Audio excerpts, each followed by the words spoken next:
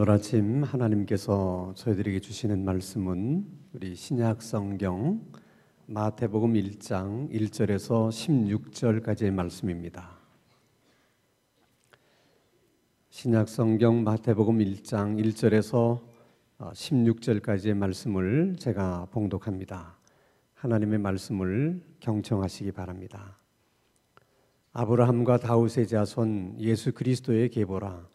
아브라함이 이삭을 낳고 이삭은 야곱을 낳고 야곱은 유다와 그의 형제들을 낳고 유다는 다말에게서 베레스와 세라를 낳고 베레스는 헤스론을 낳고 헤스론은 람을 낳고 람은 아미나답을 낳고 아미나답은 나손을 낳고 나손은 살몬을 낳고 살몬은 라합에게서 보아스를 낳고 보아스는 루색에서 오벳을 낳고 오벳은 이새를 낳고 이새는 다윗 왕을 낳으니라. 다윗은 우리아의 아내에게서 솔로몬을 낳고 솔로몬은 르호보암을 낳고 르호보암은 아비야를 낳고 아비야는 아사를 낳고 아사는 여호사밧을 낳고 여호사밧은 요람을 낳고 요람은 우시야를 낳고 우시야는 요담을 낳고 요담은 아하스를 낳고 아하스는 히스기야를 낳고 히스기야는 므낫세를 낳고 므낫세는 아몬을 낳고 아몬은 요시야를 낳고 바벨론으로 사로잡혀 갈 때에 요시야는 요고냐와 그의 형제들을 낳으니라. 바벨론으로 사로잡혀 간 후에 요고냐는 스알디엘을 낳고 스알디엘은 스룹바벨을 낳고 스룹바벨은 아비웃을 낳고 아비웃은 엘리야김을 낳고 엘리야김은 아소르를 낳고 아소르는 사독을 낳고 사독은 아킴을 낳고 아킴은 엘리웃을 낳고 엘리웃은 엘르하사를 낳고 엘리하사는 mat단을 낳고 mat단은 야곱을 낳고 야곱은 마리아의 남편 요셉을 낳았으니 마리아에게서 그리스도라 칭하는 예수가 나시니라. 아멘. 세상에 있는 모든 종교들은 나름대로 진리라고 생각하는 내용들을 정리한 그렇게 기록한 책들이 있습니다. 흔히 사람들을 그것을 경전이라고 부릅니다. 유교에는 사서삼경이 있고 불교에는 불경이 있고 이슬람에는 코란경이 있습니다. 그런 것처럼 기독교에는 뭐가 있어요? 성경 또는 성서가 있습니다. 성경이라고 하는 것은 말 그대로 거룩한 경전, 성서 그러면 거룩한 책 그렇게 부릅니다. 거룩하다고 하는 의미는 다른 책들과는 구별이 된다 그런 뜻으로 하는 말입니다.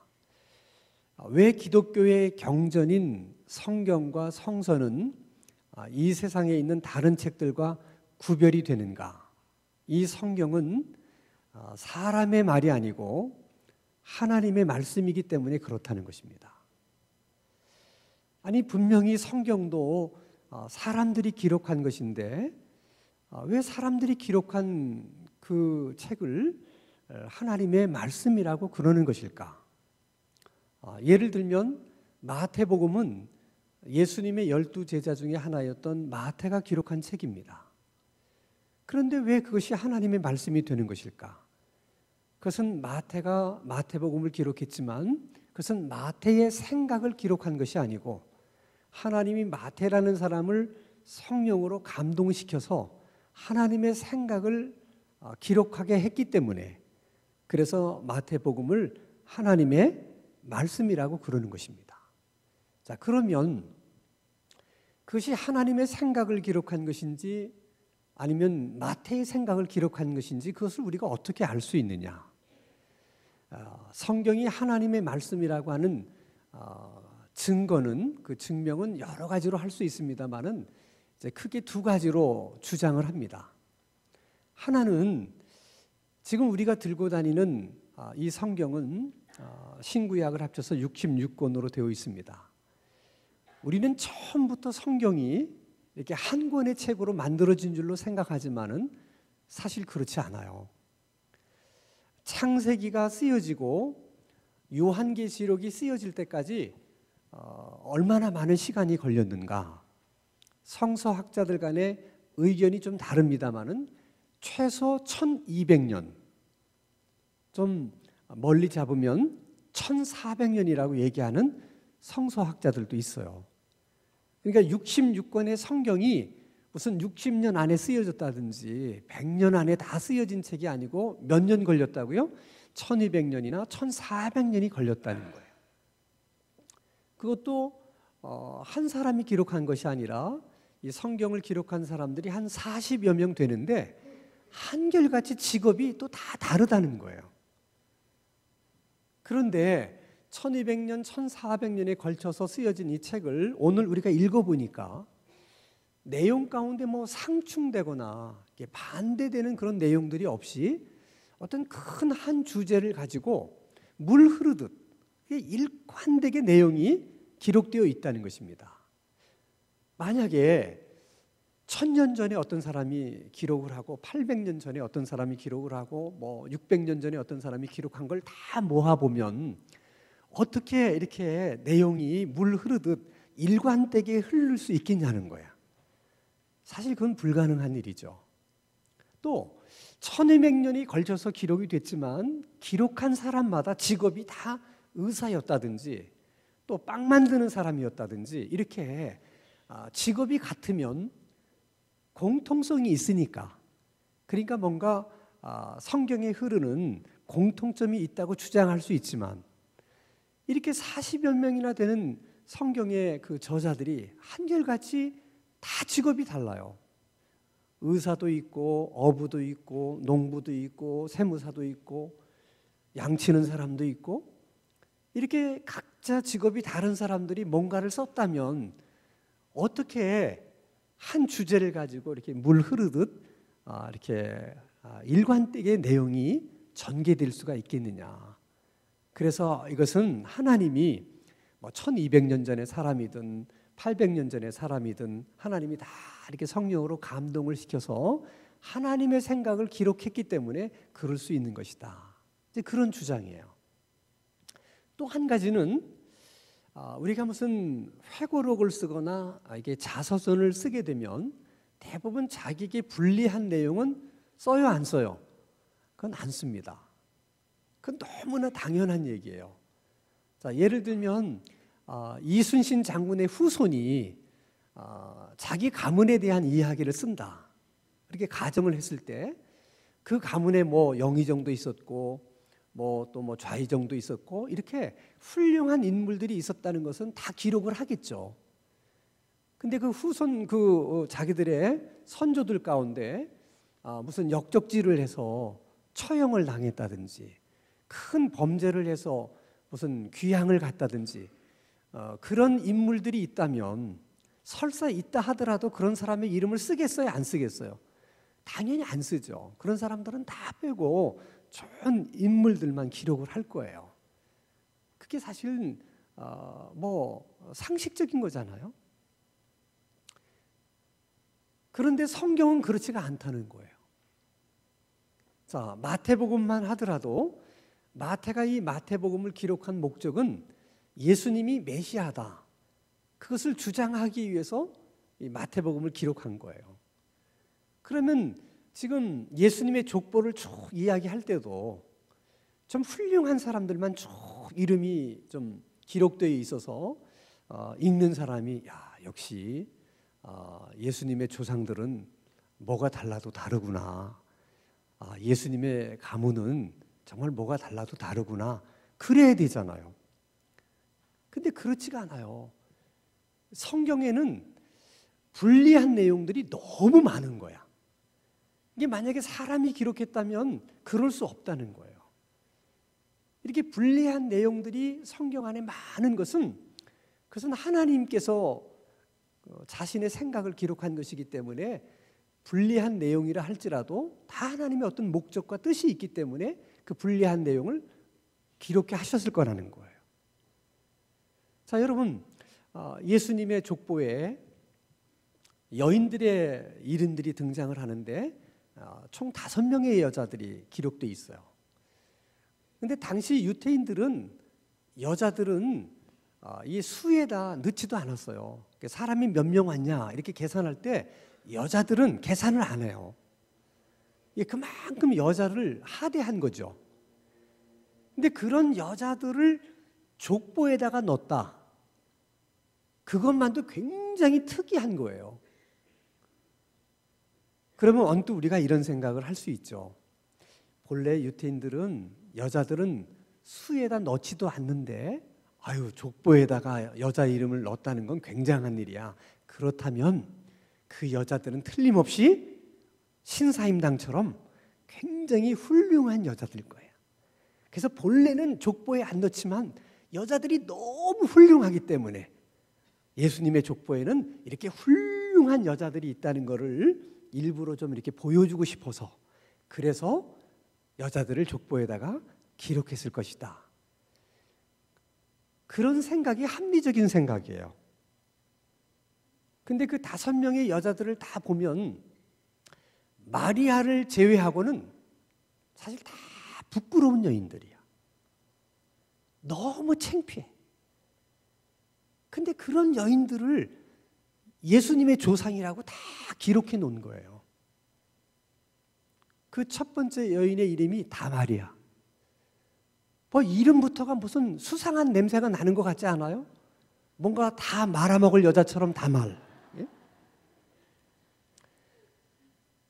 이 여인이 유다라고 하는 사람의 가문에 시집을 와요. 유다에게는 아들이 셋이 있었어요.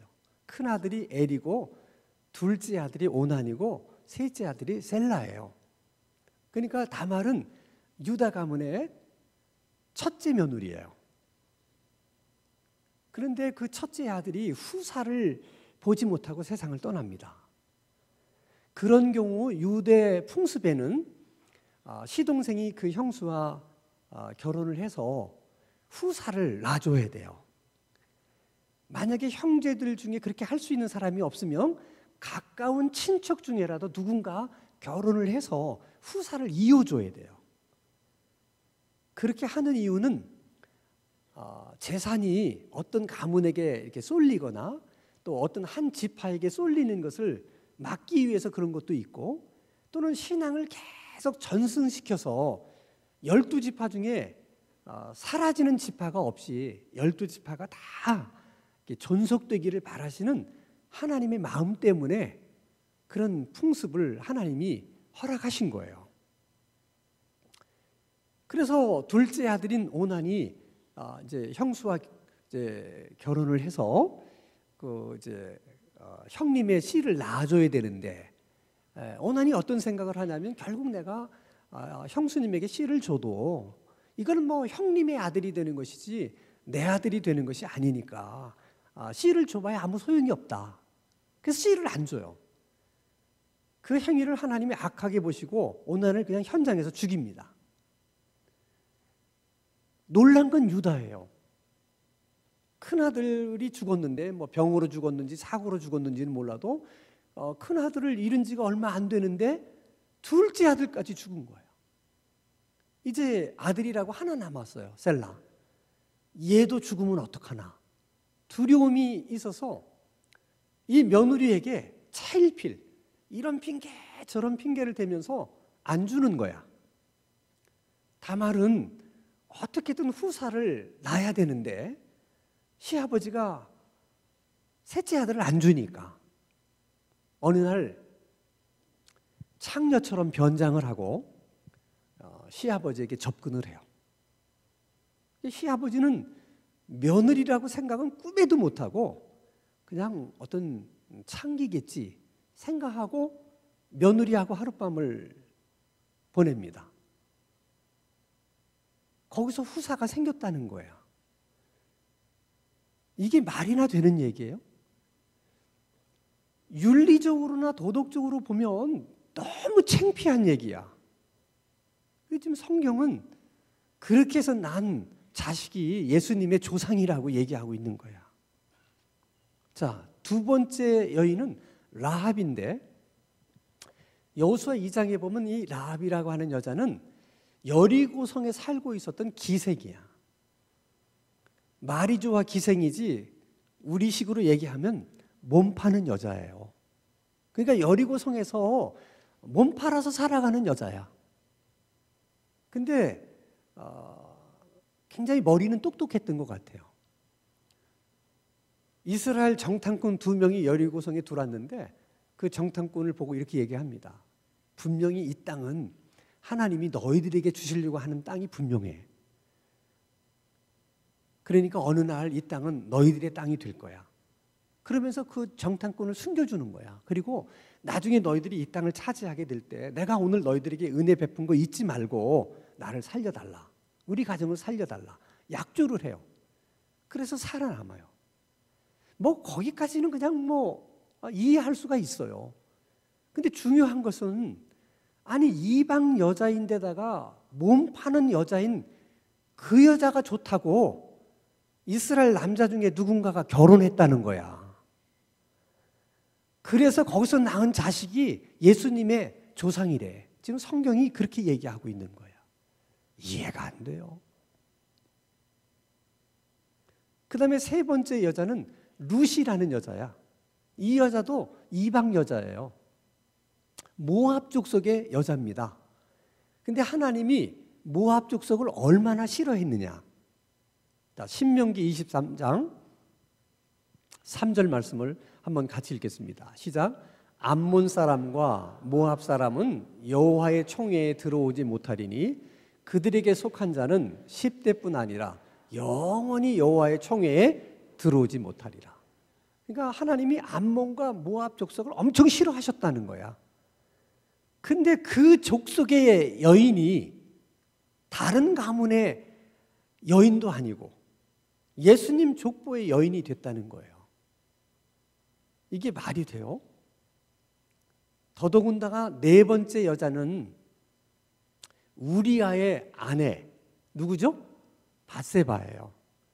거기서 솔로몬을 낳습니다. 근데 성경은 밧세바에게서 솔로몬을 낳았다는 얘기를 안 하고 우리아의 여인에게서 밧세바를 낳았다. 그렇게 얘기를 해요. 이게 무슨 얘기입니까? 밧세바는 멀쩡히 우리아라는 남편이 있었는데 다윗이 그 남편을 죽이고 밧세바하고 관계를 가져서 솔로몬을 낳았다. 그 얘기예요. 이게 여러분 말이나 되는 얘기예요? 중요한 것은 이렇게 말도 안 되는 너무 창피하고 부끄러운 이런 이야기들을 왜 성경에다가 기록을 했을까? 그리고 그것이 예수님의 조상들이라고 하는 얘기를 왜 했을까 하는 거예요. 그게 궁금한 거예요. 굳이 우리 생각 같으면 안 해도 좋을 것을. 생각해 보면 거기에는 크게 두 가지 이유가 있어요. 하나는 예수님에게는 사실 부끄러운 일이 있어요, 없어요? 예수님은 평생 부끄러운 짓을 하신 적이 없으신 분이야. 그러나 딱 하나 예수님에게 부끄러운 일이 있다면 조상들이야. 그 조상들 가운데 너무 부끄러운 할머니들이 많아. 응? 예수님에게 부끄러운 일은 그거밖에 없어. 근데 그것을 다 얘기한 거예요, 예수님이 우리에게. 왜 그러셨겠어? 이유는 하나요. 나에게도 감추고 싶은 그 수치스럽고 부끄러운 일을 내가 너희들에게 다 얘기를 했다는 거야. 그러니까 너희도 어떻게 하라는 거야. 알아들으셔야 돼요, 여러분. 근데 우리들도 남에게 말하지 못한 부끄럽고 수치스러운 일들이 있어요. 아무 얘기도 얘기하지 않아요. 왜? 그 얘기를 했다가는 하는 순간부터 그 사람이 나를 무시하고 깔볼까 봐. 그게 두려워서 절대로 얘기 안 해요. 그래서 누구에게나 수치스럽고 부끄러운 사연들이 있지만 평생 자기가 혼자 지니고 살다가 세상 떠납니다. 절대 얘기 안 해요. 주님이 우리들에게 이렇게 말씀하시는 거예요. 그 부끄럽고 수치스러운 이야기를 다른 사람에게는 하지 않는다 하더라도 누구에게는 하라는 거야. 주님에게는 하라는 거야. 왜? 나도 너에게 이 수치스럽고 부끄러운 얘기를 다 했는데 너는 나한테 그런 얘기 안 해? 어떻게 친구가 될 수 있겠어? 아, 그래요, 안 그래? 아니, 나는 말하기 어려운 부끄러운 얘기, 수치스러운 얘기 솔직하게 다 얘기했는데 상대방은 그런 거 있으면서도 얘기를 안 해. 그러면 친구할 수 없는 거예요. 그러니까 여러분, 다른 사람에게는 얘기하지 않는다 하더라도 주님 앞에서는 숨기지 마세요. 한 번쯤은 주님 앞에 여러분의 그 수치스럽고 부끄러운 얘기를 다 해야 돼. 주님, 저에게도 정말 꺼내놓기 힘든 부끄럽고 수치스러운 일들이 있습니다. 다 얘기를 하셔야 돼. 주님이 그렇게 하라고 하시는 이유는 그래야지만 여러분, 하나님이 주시는 구원과 은혜를 우리가 마음껏 누릴 수가 있어요. 근데 누군가에게 이거를 이야기해야 될 이 부끄럽고 수치스러운 얘기들을 그냥 한 번도 고백한 적 없이 마음속에 담아두고 살면 그게 항상 우리 마음을 무겁게 만들어요. 그래서 하나님이 은혜를 주셔도 그걸 다 누리지 못해. 그 무거운 마음 때문에. 하나님이 우리에게 행복을 주셔도 그 행복을 다 누리지 못해. 그 무거운 짐 때문에 그런 거예요. 그래서 주님이 다 내게로 와서 다 얘기하라는 거야. 그걸 주님 앞에 다 털어놓으면 비로소 자유함이 있게 되고 그날부터 하나님이 주시는 은혜를 다 누릴 수 있어. 할렐루야. 그 일을 위해서 주님이 정말 부끄러운 얘기를 우리들에게 다 하신 거야. 또 하나 중요한 이유가 있어요. 이들이 윤리적으로 도덕적으로는 비난받을 여자들이지만 그러나 하나님이 보실 때 이들이 잘한 게 하나 있어. 그게 뭐냐면 신앙을 어떻게든 전승을 시켜서 하나님의 나라를 확장하는 일에 이들이 다 디딤돌이 됐다는 거예요. 그러니까 하나님의 관심이 여러분 어디에 있는지를 아셔야 돼. 분명히 여인들은 도덕적으로 비난을 받아야 될 여자들이에요. 그럼에도 불구하고 하나님이 그들을 받아주시고 허락하시는 것은 이들이 비록 그런 여자들이었지만은 그들이 유다 자손의 가문을 이어가게 했다는 거예요. 그래서 예수님이 이 땅에 오시는데 다 디딤돌 역할을 했다는 거야. 그 여인들이. 그거를 하나님이 높이 평가하시는 거예요. 그러니까 하나님의 관심이 거기에 있는 거예요. 그것은 여러분 오늘 우리도 마찬가지예요. 그렇게 해서 이 땅에 오셨던 예수님이 이제 재림을 하셔.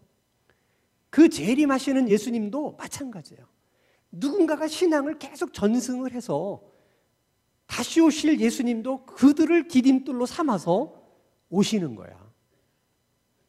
그 일에 쓰임을 받는 사람들이 하나님 앞에서 얼마나 중요한 것인가 그 말씀을 하나님이 하고 싶으신 거예요. 그것을 우리가 또 분명히 볼 수 있는 것이 모세와 여호수아의 이야기예요. 자, 여러분, 이스라엘 백성들 가운데 가장 존경하는 인물 하면 모세야. 근데 여러분 가만히 생각해 보세요. 모세가 정말 존경스럽긴 해요. 그럼 여호수아는 어떻습니까? 여호수아. 최소한 모세를 존경하는데 수치로 따져서 모세가 존경의 수치가 10이라면 적어도 여호수아는 10이 안 된다 하더라도 9이나 8은 돼야 돼.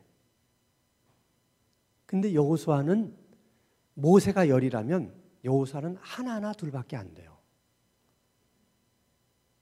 도대체 왜 그러냐는 거예요. 자, 한번 생각해 봅시다.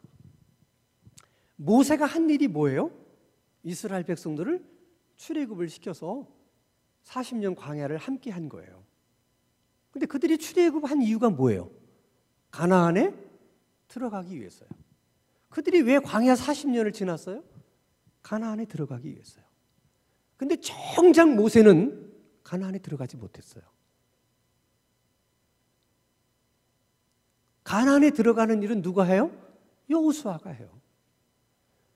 그러면 일로만 보면 사실 모세보다 누가 더 중요한 일을 했어요?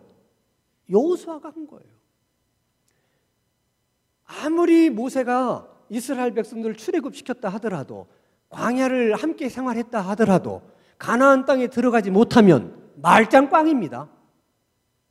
무슨 소용이 있습니까? 그러니까 정말 중요한 일을 한 건 누구야? 여호수아예요. 그런데 어떻게 여호수아는 그렇게 저평가되고 모세는 그렇게 고평가가 되는가? 도대체 무슨 이유냐는 거야. 이유는 딱 하나예요. 모세는 여호수아에게 신앙을 전승을 시켰는데 여호수아는 그 신앙을 전수시켜준 사람이 없어요. 다시 말하면 모세가 그렇게 모세가 한 일에 대해서 그렇게 가치를 부여하는 것은 사실은 모세가 한 일보다는 누구 때문이냐면 여호수아 때문이에요. 모세는 가나안 땅을 밟아보지도 못했다니까요. 그런데 모세가 낳은 여호수아가 그 일을 했기 때문에 그 공도 다 누가 받는 거야? 모세가 받는 거예요. 그걸 아셔야 돼요, 여러분. 그러니까 모세의 상급은 여호수아야. 그래서 신앙을 전승시킨다는 것이 그렇게 중요한 거야. 여호수아는 그걸 못했어요.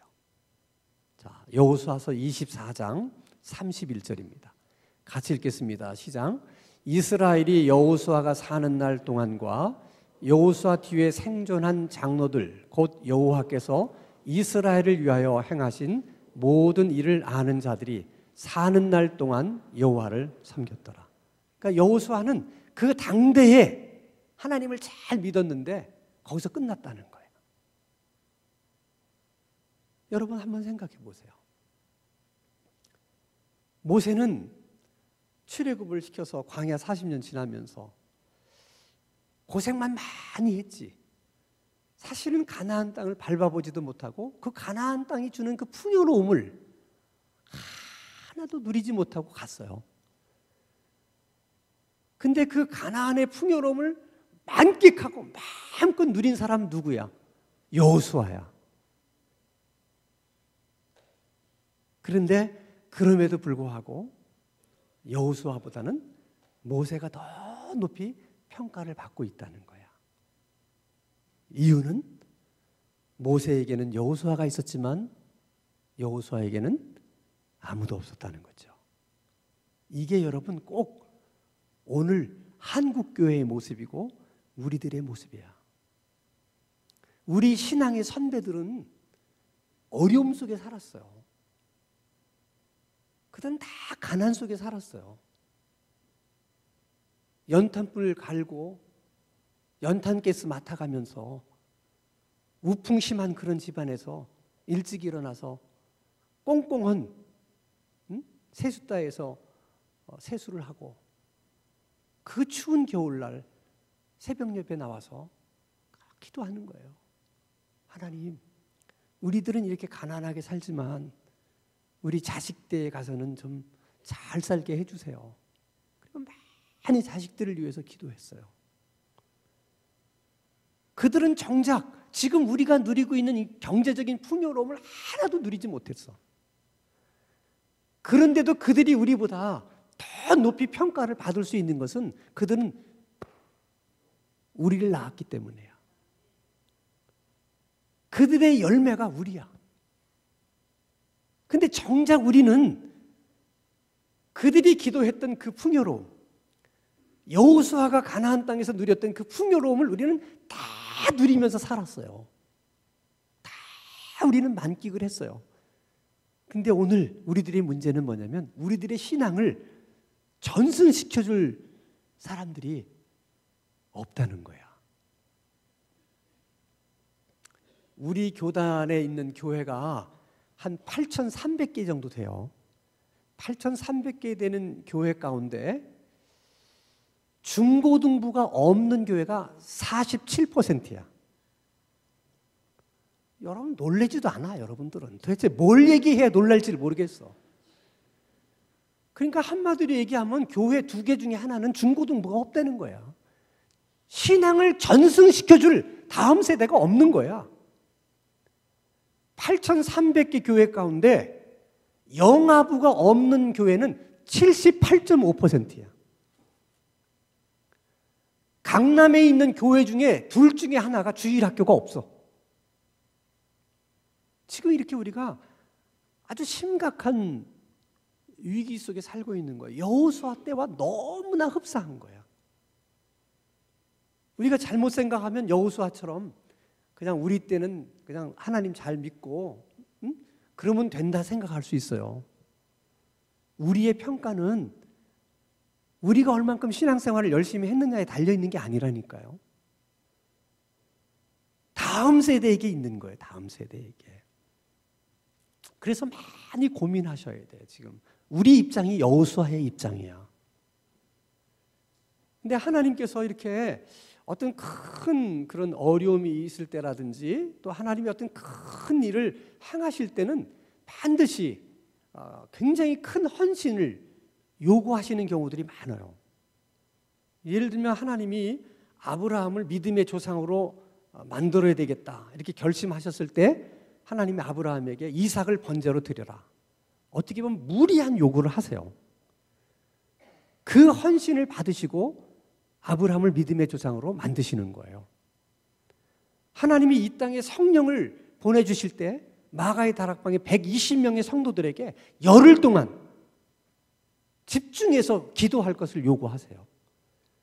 그 기도의 헌신을 받으시고 이 땅에 성령을 부어주신 거예요. 이런 위기 속에서는 하나님이 우리에게 뭔가 특별한 헌신을 요구하신다는 거예요. 그게 뭘까? 그걸 위해서 우리가 많이 기도하셔야 돼. 그래서 우리 가운데 기도 중에 성령의 감동을 받아서 우리 가운데 아브라함처럼 헌신하는 사람도 나와야 되고 마가의 다락방에 기도했던 120명 그 성도 같은 사람들도 우리들 가운데 나와야 돼. 그런 헌신을 통해서만이 신앙을 전승시킬 수가 있는 거야. 그래서 우리 가정에서도 신앙을 전승시키고 우리 교회적으로도 신앙을 전승시켜서 주님 오실 때까지 우리 가문도 우리 교회도 신앙이 전승될 수 있기를 주님의 이름으로 축원합니다. 기도하겠습니다. 걸어가신 아버지 하나님, 저희들에게 주신 이 소중한 신앙을 이 세상 그 무엇보다도 소중히 여길 수 있는 믿음을 저희들 가운데 허락해 주옵소서. 그 신앙이 가정을 통해서 전승되게 하시고 우리 교회를 통해서 전승되게 하여 주옵소서. 그 일을 위해서 우리가 무엇을 해야 할지 하나님 저희들에게 말씀해 주시고 그것이 무엇이 되었든지 아브라함처럼 마가의 다락방의 그 성도들처럼 우리도 하나님께 헌신할 수 있는 성도들이 되게 하여 주시옵소서. 예수 그리스도 이름으로 기도하옵나이다. 아멘.